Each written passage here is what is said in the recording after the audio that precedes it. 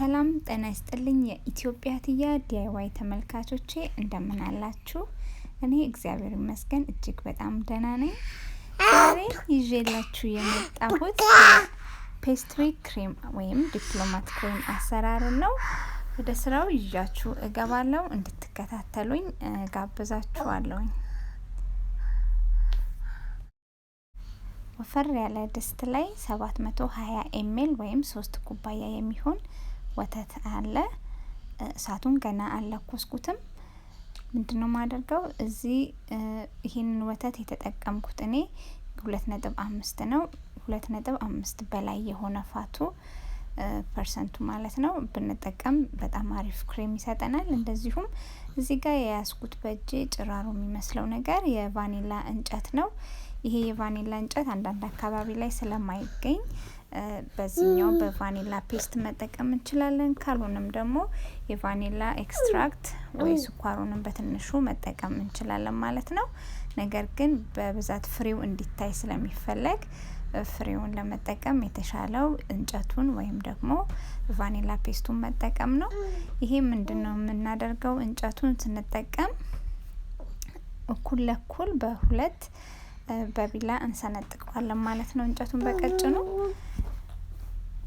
እንጨቱን ከሰነጠቅነው በኋላ እንደምታዩት እንደዚህ በእጃችን ከፍት እናደርገውና ውስጡ ፍሬ ጥቅጥቅ ያለ ስለሆነ እንግዲህ ቫኒላ የተክል አይነት ነው እና ይሄንን የውስጡ ያለውን ፍሬ ወይ በማንኪያ ወይም በቢላ ነገር ከመሃል እንደዚህ እናወጣዋለን ማለት ነው። እየጠረግን እንደምታዩት ፍሬውን አሁን እጄ ላይ አሳያችኋለሁ። ይቅርታ የልጅ ድምጽ እንግዲህ ከረበሻችሁ። ፍሬው ይሄን ይመስላል ማለት ነው።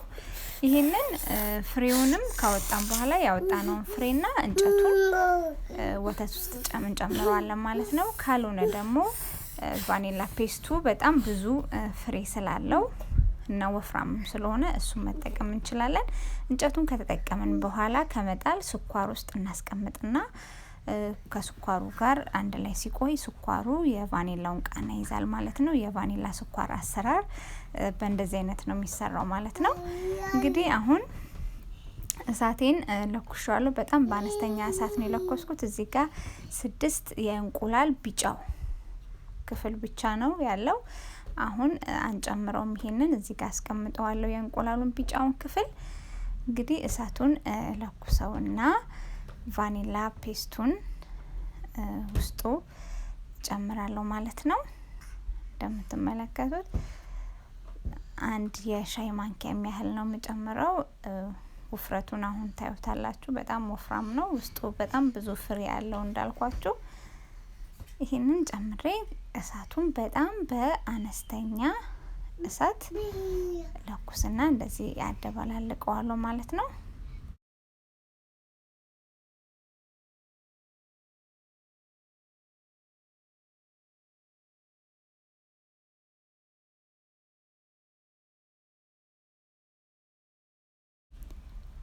አሁን ወተታችን እስከሚሞቅልን ድረስ ያዘጋጀነው የእንቁላሉ ቢጫው ክፍል እዛ ላይ 3/4 ከሁለት የሾርባ ማንኪያ ስኳር እንጨምራለን። ወይም በግራም 175 ግራም የሚሆን ስኳር እንጨምርበታለን።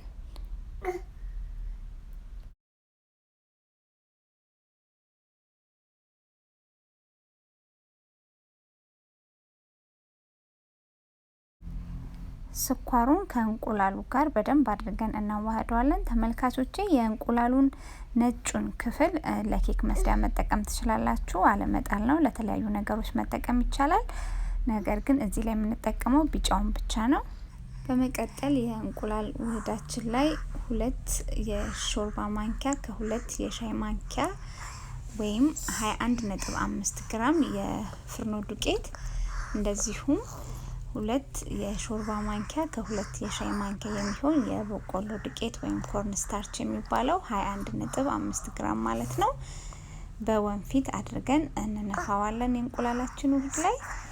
እነዚህን ከነፋን በኋላ የምናደርገው ምንድነው ሁለቱ በደንብ ከእንቁላሉ ጋር እንዲዋሃድ እናማስለዋለን ወይም እናደርገዋለን ማለት ነው።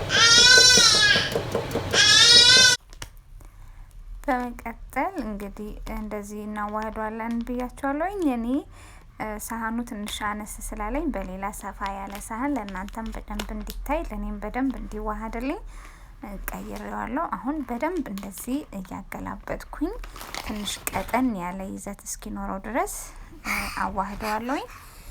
ይህንን በምናዋህድበት ሰዓት የጣድነው ወተት ቢያንስ ሞቅ ያለ ዳርዳሩ ላይ እንደ አረፋ አይነት ነገር እያያዘልን ይመጣል።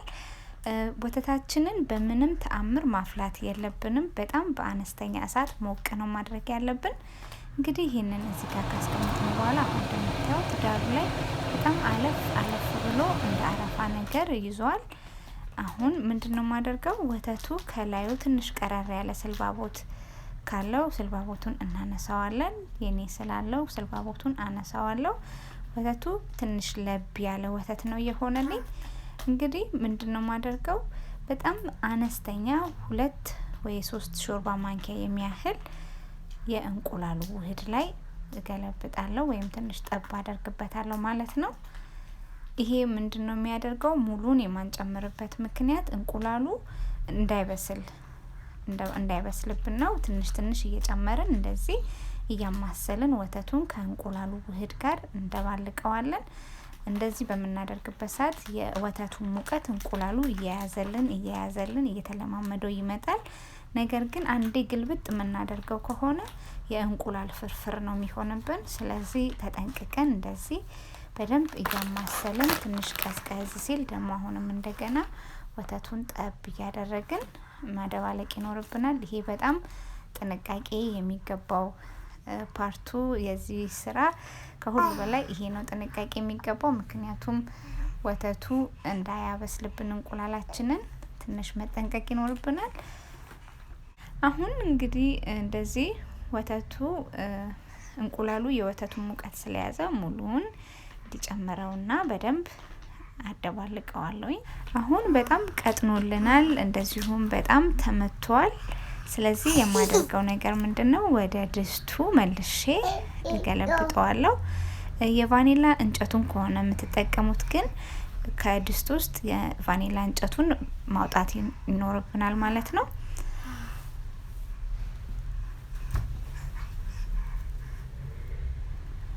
አሁን መልሼ እንደምታዩት ድስት ውስጥ ገልብጬዋለሁ። እንደገና እሳቱን በጣም በአነስተኛ እሳት እለኩሰውና እያማሰልኩኝ እጥደዋለሁ ማለት ነው። እሳታችንን አሁንም በጣም አነስተኛ ነው ማድረግ ያለብን ቶሎ እንዳይበስልብን ማለት ነው። ምክንያቱም ዱቄቶቹ ቶሎ ያወፍሩታል። እንደዚሁም ማማሰላችንን ማቆም የለብንም። ከስሩ እንደዚህ ቶሎ እናማስለዋለን። ይሄ ሂደት ግፋ ቢል 3 ወይ 5 ደቂቃ ያህል ቢቆይ ነው። በጣም አነስተኛ እሳት ከተጠቀማችሁ ወይም ስቶቫችሁ በጣም አነስተኛ እሳት ከሆነ ያለው ምናልባት 7 ደቂቃ ያህል ሊሄድባችሁ ይችላል። ከዛ አይበልጥም። አሁን እንደዚህ እያማሰልኩኝ ክሬሙ ይዘቱ ትንሽ ወፈር እስከሚል ድረስ በደንብ አማስለዋል። እሳቱን አሁን እየወፈረ ነው እንደምታዩት። ሳማስለው እጄ ላይ ታዩታላችሁ።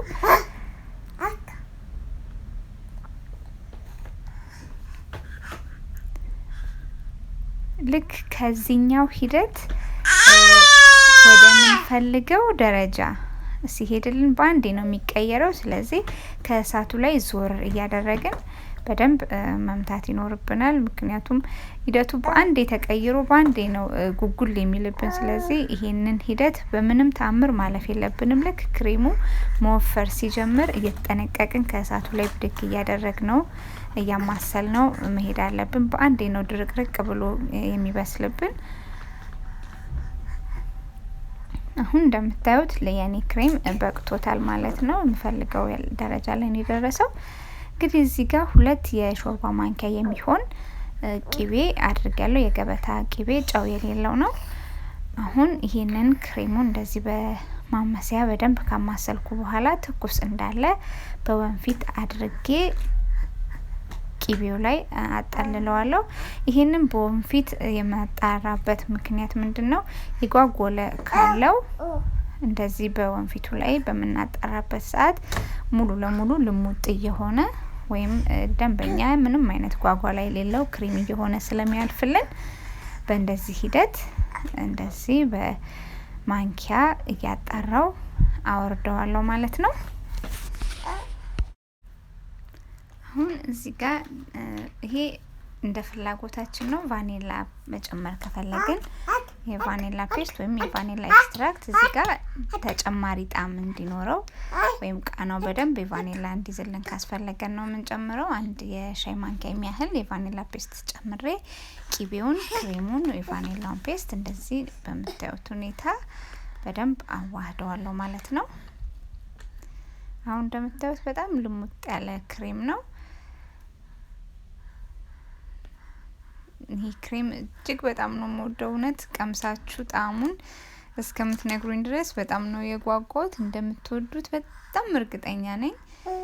እጀ ሙሉ ነው የሚያረጋችሁ። ይሄንን ክሬም ከተጠቀማችሁ አንድ ነገር ሰርታችሁ በዚህ ክሬም አያይዛችሁ ካቀረባችሁ በእርግጠኝነት የቀመሰው ሁሉ ይወደዋል። እኔ ቤት ይሄ በጣም ተመራጭ ክሬም ነው።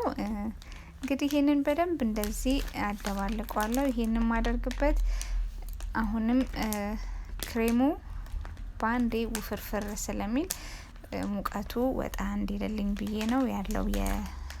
ያበሰልንበት ሙቀት ትንሽ ወጣ እንዲል ስለፈለኩ ነው እንደዚህ በደንብ አድርጌ ማማስለው። በመቀጠል ምንድነው ማደርገው ይሄንን እንደዚህ አማስዬ ከጨረስኩኝ በኋላ ላስቲክ አመጣና በላስቲክ እላዩ ላይ ከደን በማድረግ አለብሰዋለሁ ማለት ነው። አሳያችኋለሁ እንዴት አድርጌ እንደምሸፍነው። አሁን ላስቲኩን እንዴት ነው የምንሸፍነው ተመልካቾቼ? መሆን ያለበት ላስቲኩን በቀጥታ ከክሬሙ ጋር እያገናኘ ነው መሸፈን ያለብን። እንደምታዩት በእጄ ክሬሙ ላይ ነው ማጣብቀው ላስቲኩን። ይሄንን ማደርገው ለምንድነው? ዝም ብዬ ያስቀመጥኩበት እቃ ላይ ከላይ ሸፈን ካደረኩት ንፋስ ይገባውና ከላይ ያለውን በጣም ያደርቅብናል። ፍሪጅ ውስጥ ስለምናስቀምጠው በቀጥታ ላስቲኩ ከክሬሙ ጋር እንዲገናኝ አድርገን ነው ማስቀመጥ ያለብን። አሁን ይሄንን እኔ ለምፈልገው እንዲሆንልኝ ፍሪጅ ውስጥ አስቀምጠዋለሁ። ከ3 ቀን እስከ 4 ቀን ድረስ ፍሪጅ ውስጥ ማስቀመጥ እንችላለን። ይሄንን እንግዲህ ክሬም እንዳያችሁት በጣም ቀላል ነው አሰራሩ። አሁን እዚህ ጋር የምትመለከቱት ክሬም ከ2 ሰዓት በኋላ ከፍሪጅ ያወጣሁት ክሬም ነው።